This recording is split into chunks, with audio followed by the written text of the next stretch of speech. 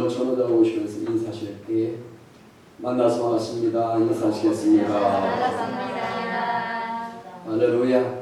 좋으신 하나님께서 오늘도 이 시간에 우리가 예배를 드릴 때 하나님께서 기뻐하시는 예배가 될 줄로 믿습니다. 은혜 받으실 말씀은 마태복음 18장 18절에서 20절 말씀드리겠습니다. 마태복음 18장 18절에서 20절 말씀드리겠습니다. 우리 함께 스크린에서 합독하도록 하겠습니다. 진실로 너희에게 이르노니 무엇이든지 너희가 땅에서 내면 하늘에서도 내릴 것이요 무엇이든지 땅에서 풀면 하늘에서도 풀리리라. 진실로 다시 너희에게 이르노니 너희 중에 두 사람이 땅에서 합심하여 무엇이든지 구하면 하늘에 계신 내 아버지께서 그들을 위하여 이루게 하시리라. 두세 사람이 내 이름으로 모인 것에는 나도 그들 중에 있느니라. 아멘. 할렐루야. 저는 오늘 본문의 말씀을 가지고 내 이름으로 모인 곳에, 내 이름이 뭡니까? 주님의 이름으로 모인 곳에 기적이 일어날 것을 믿으시면 아멘. 아멘. 여러분, 인생이란 사막에서 방하는 존재 같다고 합니다. 오늘날 대부분의 사람들은 자기가 누구인지 또 어디로 가는지 알지 못하고 방하며 살아갑니다. 또한 인생의 목적과 가치가 무엇이며 또 저 죽음 너머에 무엇이 있는가를 알지 못하면서 사람들은 살아갑니다. 나는 누구입니까? 다 질문하죠. 나는 누구입니까? 이것을 태어날 때부터 오늘날까지 계속 배우는 질문입니다. 자, 이 질문에 대한 완전한 답은 과학에서도 철학에서도 도저히 우리는 찾을 수 없는 것입니다. 오직 사람을 만드신 하나님 안에서만이 답이 있습니다. 왜? 성경에 보니까 나는 길이요 진리요 생명이니 아버지로 말미암자고는 아버지께로 올 자가 없다고 말씀합니다. 오직 하나님 만드신 하나님 안에 있을 때, 그러므로 우리는 예수 믿는 성도들은 예수님을 믿는 자신이 어떤 사람인가를 분명히 정체성을 알아야 될 줄로 믿습니다. 왜냐하면 변화된 자신의 모습을 알지 못하면 여러분 찬송을 부르고 그리고 기도를 해도 기쁨의 생활을 할 수 없기 때문입니다. 로마서 3장 22절 말씀 우리 함께 합독하시겠습니다. 곧 예수 그리스도를 믿음으로 말미암아 모든 믿는 자에게 미치는 하나님의 은혜 차별이 없느니라. 하나님은 차별 두신 하나님이 아니십니다. 가난한 사람도 구원받게 되고 부자도 구원받게 되고 지식 있는 사람도 다 구원받게 되고, 그런데 사람들은 구분을 둡니다. 잘난 사람은 잘난 대로, 못난 사람 못난 사람대로 다 구분을 두고 그 사람을 대하기도 합니다. 자신이 있는 것을 우리 확실히 알 때 엘리야와 같이 능력 있는 기도를 할 수 있고요. 바울과 실라가 기도를 통해서 찬양을 통해서 걷는 찬송을 한 것처럼 우리 삶에도 그런 믿음을 가질 때 기적이 일어날 줄 믿습니다. 또 진정한 자를 발견하고 삶의 목표와 가치를 분명히 가져 주체성 있는 인간이 될 수 있다는 사실, 그거는 우리 모인 곳에 주의 이름으로 모인 곳에 나의 모든 정체성을 알게 되고 내가 누군가를 알게 되고 그리고 주의 뜻을 우리는 깨닫게 된다는 것입니다. 이것이 새롭게 변화된 그리스도인의 참 모습입니다. 그럼 주님의 이름으로 모인 곳에 능력이 나타나기 위해서는 어떻게 될까요? 첫 번째는요, 기도의 능력을 믿어야 합니다. 기도는 하나님과 대화라고 우리는 늘 얘기하지 않습니다. 기도는 영적인 호흡입니다. 숨을 멈추면 살 수 없듯이 기도를 멈추면 영혼이 결국 질식하게 되는 것입니다. 기도는 하나님의 응답의 길입니다. 기도는 만사를 형통하게 만들 수 있는 능력인 것입니다. 기도를 통해서 하나님의 능력을 우리는 받게 되는 것입니다. 기도를 통해서 성령을 받게 됩니다. 기도는 모든 기도하는 사람을 하나님께서 귀하게 쓰십니다. 그냥 막연한 사람 쓰신 게 아니에요. 기도가 늘 열정이 있고 늘 성령으로 충만하고 은혜로 충만한 사람은 어느 것 가든지 항상 능력이 임하게 되는 것입니다. 마태복음 18장 18절에서 20절 말씀 우리 함께 합독하시겠습니다. 두세 사람이 내 이름으로 모인 것은 나도 그들 중에 있느니라. 너희 중에 두 사람이 땅에서 합심하여 무엇을 구하면 하늘에 계신 내 아버지께서 죄를 위하여 이루게 하시리라. 두세 사람 이름으로 모인 곳에 여러분 이제 구역이 편성되고 지역이 있습니다. 내 식구들이 있습니다. 그러면 같이 모여서 기도하면 거기에 능력이 임한다는 거예요. 사업장이든 직장이든 아니면 가정이든 어느 곳에 있든지 간에 주님의 이름으로 모인 곳에는 하나님의 역사가 임한다는 사실 믿으시기 바랍니다. 심지어 주님은요 너무나 놀라운 말씀하십니다. 마태복음 16장 우리 19절 말씀 함께 합독하시겠습니다. 내가 천국 열쇠를 네게 주리니 네가 땅에서 무엇이든 내면 하늘에서도 내릴 것이요 네가 땅에서 무엇이든 풀면 하늘에서도 풀리리라. 천국 열쇠를 주셨다고 말씀합니다. 마치 하나님은 우리의 기도를 듣고 움직이시겠다고 말씀하십니다. 그래서 땅에서 먼저 메고 땅에서 먼저 풀하는 것입니다. 우리가 열심히 땅을 일구면 어떻게 됩니까? 거기서 씨앗이 맺어지고 결국 싹이 나고 그 다음에 열매를 맺게 되는 것처럼 우리가 기도하면 우리가 믿음으로 선포하면 하나님은 우리에게 영원히 잘되고 범사가 되며 강건한 축복을 주신다고 말씀하고 있는 것입니다. 하나님은 언제나 우리에게 기도를 먼저 시키십니다. 그냥 주어도 되지만 그러나 하나님은 그렇게 막연한 하나님이 아니라는 겁니다. 구하라 그럼 주실 것이요 찾으라 그럼 찾아낼 것이요 문을 두드리라 그럼 열릴 것이라 말합니다. 너희들이 구하고 찾지 못한 것은 너희들이 나에게 요구하지 않기 때문에 그렇다는 것입니다. 먼저 우리는 기도하게 하신 하나님을 알아야 합니다. 그렇기 때문에 기도하는 사람은 실패하지 않습니다. 왜 그럴까요? 성경 말씀에 그게 보여주시기 때문입니다. 그러므로 기도는요 모든 것을 다 변화시킵니다. 우리가 기도 응답받으면 생각이 다 바뀌어지게 되어 있습니다. 부정적인 생각이 긍정적인 생각으로 안 되는 마음들이 되는 마음으로 선한 일들이 날마다 우리 삶 속에 이루어진다는 것입니다. 기도로 승리하시기 바랍니다. 사람들은 돈의 힘을 압니다. 또 사람들은 그 지식의 힘도 압니다. 많은 지식을 갖고 있고 돈을 많이 갖고 있으면 권력도 잡을 수 있고 또 능력 행할 수 있습니다. 그러나 문제는 이런 현실적인 힘을 아는 사람은 많지만 진짜 중요한 영적인 힘을 모르는 분들이 너무나 지금 많다는 것입니다. 무시하다는 겁니다. 성도가 기도 힘을 모르면 그때부터 실패할 수밖에 없습니다. 영혼이 안 되고 범사 안 되고 건강히 살 수 없습니다. 히스기야 왕이요 기도 힘을 처음에는 잘 몰랐습니다. 그래서 18만 5천 명의 이 아수르 군대가 예루살렘을 포위했을 때 그는 육신적인 생각을 갖게 됩니다. 결국 어떻게 됩니까? 기도하지 않으면 성의 인도를 받지 못하기 때문에 어쩔 수 없이 자기도 모르게 육신의 생각에 빠지게 됩니다.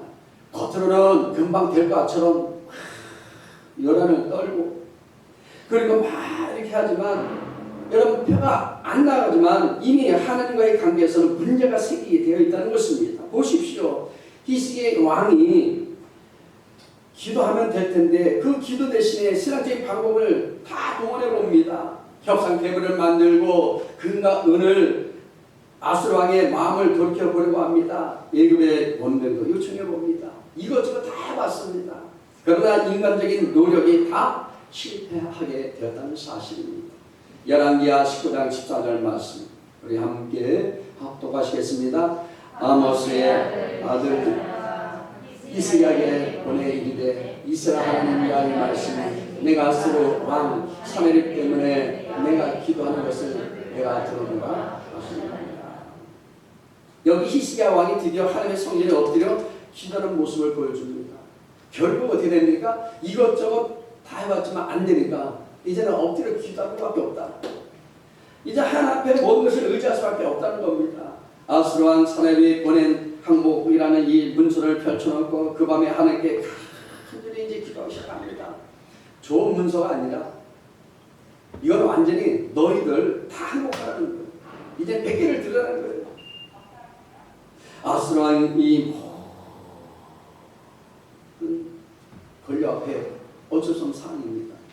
그런데 보십시오. 그날 밤에 하나님은 이 기도에 즉각적으로 응답하십니다. 열왕기하 19장 20절 말씀. 우리 함께 합독하시겠습니다. 아모스의 아들 이사야가 히스기야에게 보내 이르되 이스라엘 하나님 야의 말씀이 내가 아스르 왕 사나립 때문에 내게 기도한 것을 내가 들었노라 하셨나이다. 이렇게 말씀하십니다. 하나님은요 이사야 선지자를 히스기야 왕에게 보냅니다. 그리고 하나님의 말씀을 선포하게 하십니다. 내가 아스르 왕 사나립 까닭에 내게 기도한 것을 들었노라고. 그리고는 하나님이 이스라엘을 아스르 손에서 건져 낸다는 놀라운 약속을 여기서 말씀하십니다. 내가 너를 다 구원할게. 이스라엘 백성들을 구원할게. 그러므로 기도하라는 거예요. 아마 히스기야 왕이 기도하지 않고 세상적인 방법을 쓰는 동안 굉장히 아마 답답했을 것입니다. 우리도 그렇지 않습니까? 잘 풀리지 않냐고 이것도 안 되고 저것도 안 되면 용을 쓰고 다 해보잖아요. 결국 교회 나와서 엎드려 기도할 수밖에 없는 그런 상황이 올 때도 있습니다.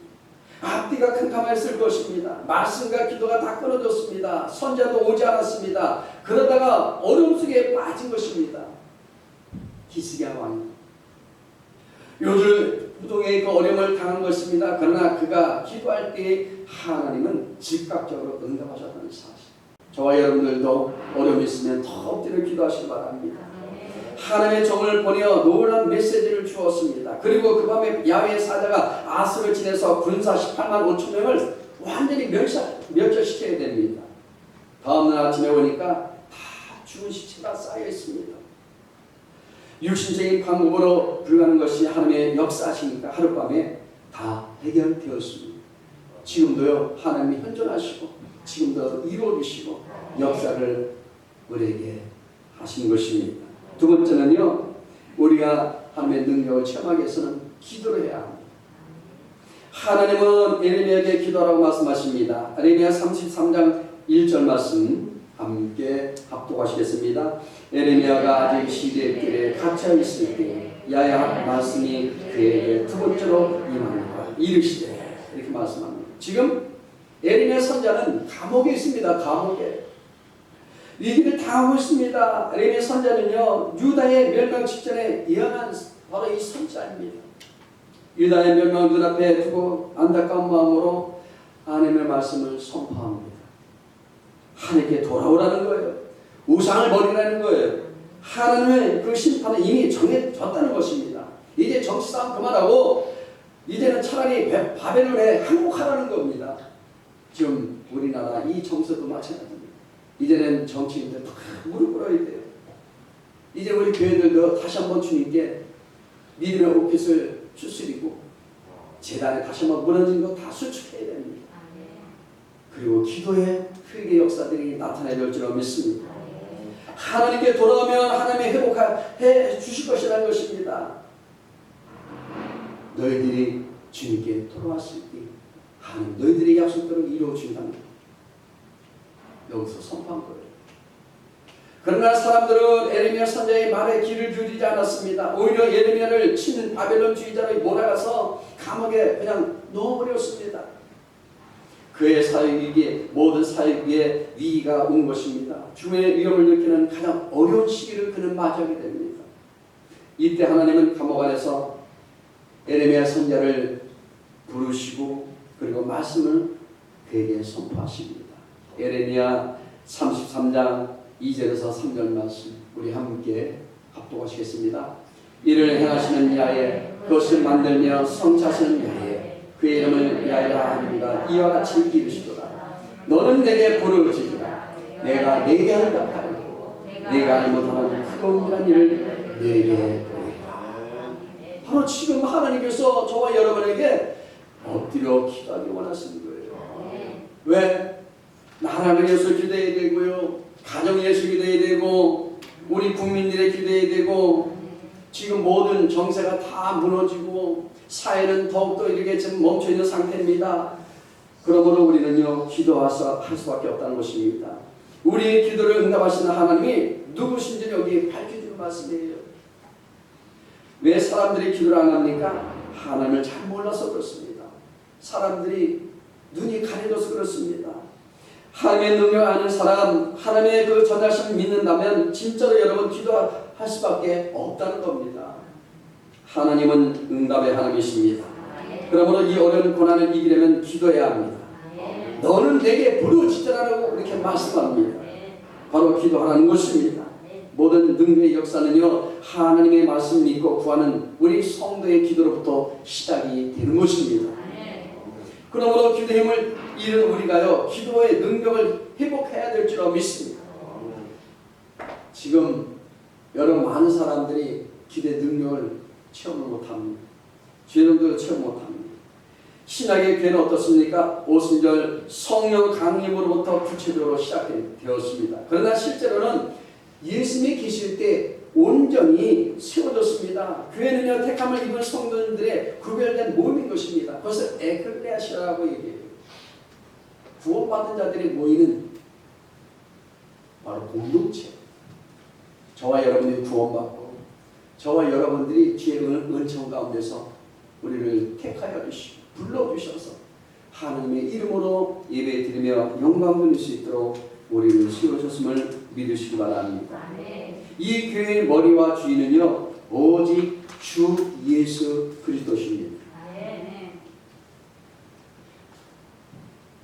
많은 초대교회 제자들을 따르게 되고 무리들은요, 모여서 그 넓은 들판에서 예배를 드립니다. 바로 그 모인 곳이 교회라는 거예요. 그것이 지체라는 겁니다. 이 교회는 기도가 살아있었습니다. 그냥 볼판이지만 이렇게 건물 있는 그런 교회가 아니었지만 그래도 그들의 마음속에는 주님을 사랑하는 마음이 있었고 온 마음을 다하여 하나님 앞에 예배 드릴 때 그것이 진정한 교회라는 것입니다. 교회의 주인이 바로 주님이시고 머리 되신 분이 바로 주님이십니다. 그 예수님은 새벽 미명에 한적한 곳에서 기도하셨고요. 늘 규칙적으로 기도하셨고 금식 기도도 하시고 전화도 하셨습니다. 성자 하나님이시며 하나님의 아들 바로 그분이 육신의 옷을 입고 오셔서 늘 아버지를 향한 그 끊임없는 쉬지 않는 기도를 하신 분이 바로 주님이십니다. 어떻게 보면 우리의 롤모델이십니다. 쉬지 않고 기도하신 예수님 그 말씀하신 모든 말씀은요, 말씀 그대로 성취됐다는 바로 사실입니다. 그 말씀대로 기적은 일어났습니다. 지금도 역사는 일어나고 있습니다.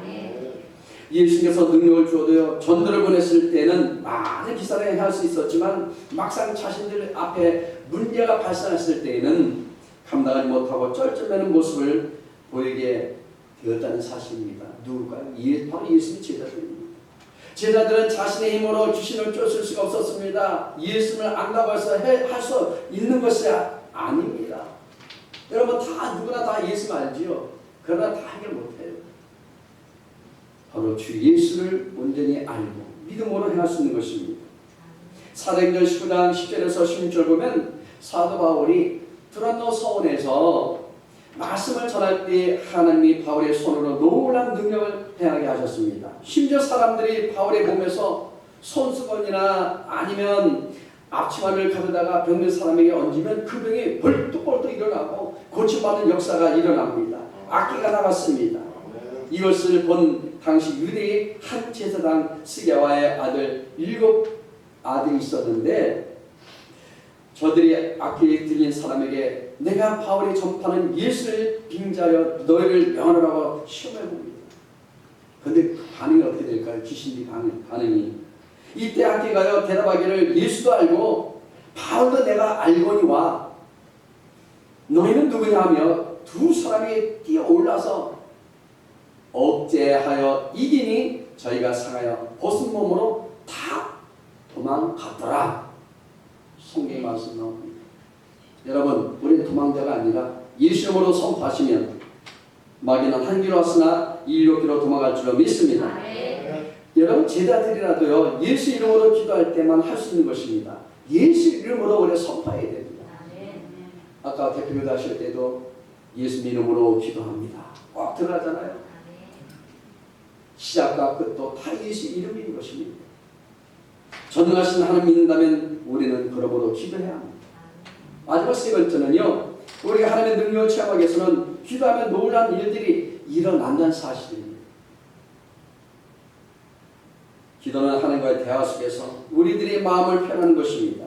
그런 참된 기도가 있는 곳에는 응답이 주어지는 순간 즉각적으로 반응하기 위해서 언제나 감사 마음, 고마움이 항상 공존한다는 것입니다. 기도는 세상의 어떤 힘과 사탄의 능력도 등이 이길 수 있는 영적 능력인 것입니다.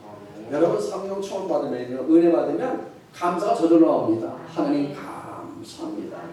나를 구원하시고도 감사하고 은혜 주셔도 감사하고 허저허저 감사합니다. 감사 가운데도 기적은 임합니다.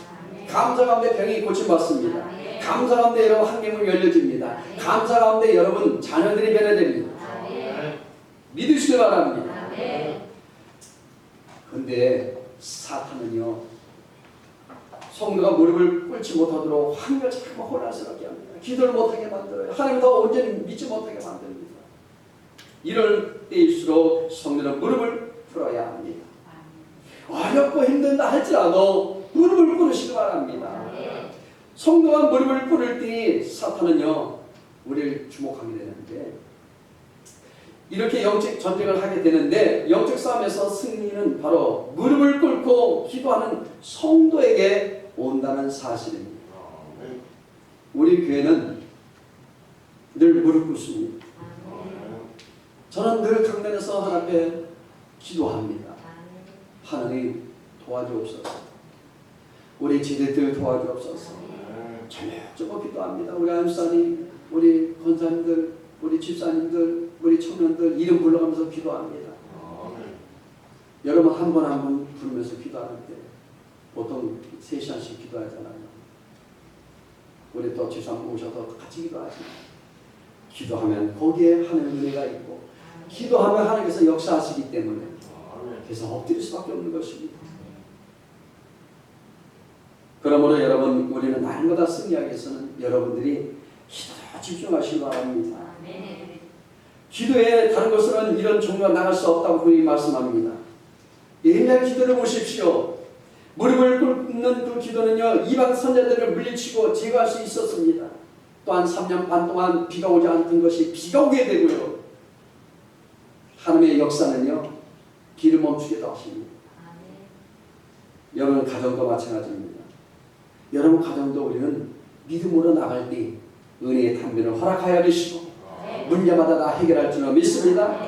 기도는 영적 전쟁입니다. 우리 현실 속에서 나타나는 뒤에는요, 보이지 않는 영적 싸움이 있음을 우리는 깨닫고 무조건 하나님 앞에 무릎을 꿇고 기도하면 반드시 우리는 승리하게 될 줄로 믿습니다. 다윗과 골리앗의 싸움같이 기도하는 자가 승리할 줄로 믿습니다. 에레미야 33장 6절 말씀 우리 함께 합독하시겠습니다. 그러나 보라, 내가 이 성읍을 치료하며 고쳐나게 하고 평안과 진실의 풍성을 그들에게 나타낼 것이며 라고 말씀하십니다. 하나님의 노와 분 대신에 하나님의 치유 역사가 나타난다는 것입니다. 그렇습니다. 기도는 재앙을 축복으로 바꾸는 능력이 있습니다. 안 되는 것을 더 잘되게 하는 능력이 있습니다. 가난한 자가 부역으로 넘쳐나는 축복이 임합니다. 그리고 우리에게 지혜를 주십니다. 깨닫게 주십니다. 그리고 우리 주변에도 2단 3단들이 참 많이 있습니다. 여러분, 우리가 할 수 있는 것은 기도입니다. 기도를 통해 영적 분별력을 갖고 나갈 때 절대로 믿음이 흔들리지 않을 줄로 믿습니다. 슬픔과 고통을 그리고 기쁨과 평안으로 우리는 날마다 우리가 기도할 때 변화가 되는 것입니다. 질병과 문제들은 하나님은 다 치료해 주십니다. 문제 있습니까? 그러면 엎드리시기 바랍니다. 질병이 있습니까? 그러나 하나님 앞에 호소하시기 바랍니다. 이것이 기도할 때 일어나는 일입니다. 기도할 때 하나님은 모든 것을 다 회복시켜 주십니다. 환경적인 문제, 나의 영적인 문제, 나의 질병의 문제, 나의 자녀 문제, 우리 모든 앞으로의 금전적인 모든 문제, 사람한테 손 들지 마시고, 여러분 사람한테 여러분들이 의지하지 마시고, 여러분들이 믿음으로 나가면 반드시 하나님께서는 역사하여 주십니다. 모든 것이 다 다시 우리에게 돌아올 수 있도록 만들어 주십니다. 기도하다가 회복의 역사를 체험하시기 바랍니다. 하나님의 아들이신 독생자 바로 예수님을 대신 죽이시고 바로 우리를 살려주셨습니다. 왜 그럴까요? 모든 것 다 하나님 영광에서 우리에게 살기를 원하지만 그러나 하나님 때로는 우리에게 문제를 해결해 주시기 위해서 이 땅에 오셨음을 믿으시기 바랍니다. 지금은 성령 시대입니다. 바로 성령으로 와 계십니다. 그분을 날마다 인정하고 환영하고 모셔드리고 의지하고 따라가면 우리 마음속에 늘 기쁨과 평안이 임할 줄로 믿습니다. 우리의 모든 죄를 그분이 담당하셨습니다. 에레미야 33장 9절 말씀 우리 함께 합독하시겠습니다. 이 성읍이 세계 열방 앞에서 나의 기쁨 이름이 될 것이며 찬송과 영광이 될 것이요 그들은 내가 이 백성에게 베푼 모든 복을 들을 것이요 내가 이 성읍에 베푼 모든 복과 모든 평안으로 말미암아 두려하며 떨리라. 이 얘기 뭐냐? 우리를 멸시하고 우리에게 고통 주는 모든 사람들에게 하나님이 이렇게 축복 주셨음을 저희들에게 떨림을 준다는 거예요. 두려움을 갖게 만든다는 겁니다. 그러니까 함부로 하나님의 자녀들을 흔들어서는 안 될 것이죠. 여러분 지금 천사가 대답하고 어려움이 있다고 낙심하지 마십시오. 다 하나님의 뜻 가운데 인도하여 주십니다. 늘 찬송 드리시기 바랍니다. 기뻐하시기 바랍니다. 모든 복을 다 여러분 주실 것입니다. 그래서 모든 사람들이 모든 세상 사람들이 여러분 보고 아 저렇게 믿어야 진짜 복이구나 그런 날이 올 줄로 믿습니다. 이제 결론적으로 말씀드리고자 합니다. 우리는 하나님께서 깜짝 놀라 축복을 주신다고 말씀하십니다. 기도 응답 받으면 모든 것이 달라집니다. 방할 이유가 없어집니다. 염려할 이유도 없어집니다. 오늘 기도하고 응답 받으시기를 간절히 축원드립니다. 우리 한번 정원회장 오시면서 인사하시겠습니다. 우리 응답 받으면서 합시다. 여러분 다 응답 받으십시오. 우리 삶은 패배자가 아닙니다. 우리는 이제 시작입니다. 우리 풍산의 은혜교회 여러분 저와 여러분들의 시작입니다. 그러므로 여러분 희망을 잃지 마시고 이름으로 나가시기 바랍니다. 왜? 하나님이 세웠으니까. 여러분 불러주셨으니까. 이거는 인간의 방법이 아닙니다. 우리에게는 특별히 이게 장점이에요. 한 번 한 번 불러주시고 발걸음 그냥 오게 하셔서 함께 주의 복을 위해서 마지막 시대의 삶을 감당하기 위해서 이제 이 재단을 통해 다시 한번 성령의 불이 지펴지게 될 것입니다. 길이 열리게 될 것입니다. 우리 청년들도요 이제 계속 모여오게 될 것입니다.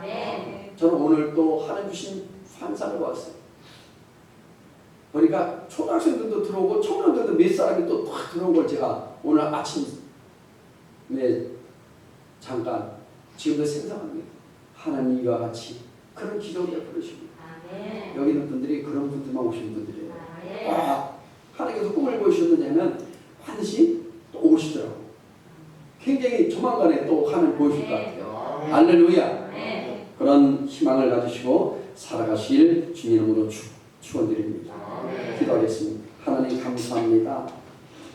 우리에게 날마다 모일 때마다 기도하게 해주시니 감사합니다. 기도를 통해 하나님 가진 문제 해결하여 주시고 나라가 더 잘 되게 해주시고 이정된 마음이 하나 되게 해주시고 우리의 교회가 날마다 성령으로 충만할 수 있도록 도와주옵소서. 우리 중직들, 우리 재직들, 모든 청년들, 우리 송년들 이리까지 모두 다 하나 될 때 주의 놀라운 힘이 된 축복과 응답과 기도들이 저희 가정과 직장과 사업장에 넘치도록 하나님 채워 주옵소서. 세상은 하나님 어렵고 힘들다 얘기하지만 우리 풍랑은 그 교회 모든 재직들마다 다 더 잘되는 역사가 나타날 줄로 믿습니다. 예수님 이름으로 기도드리옵나이다.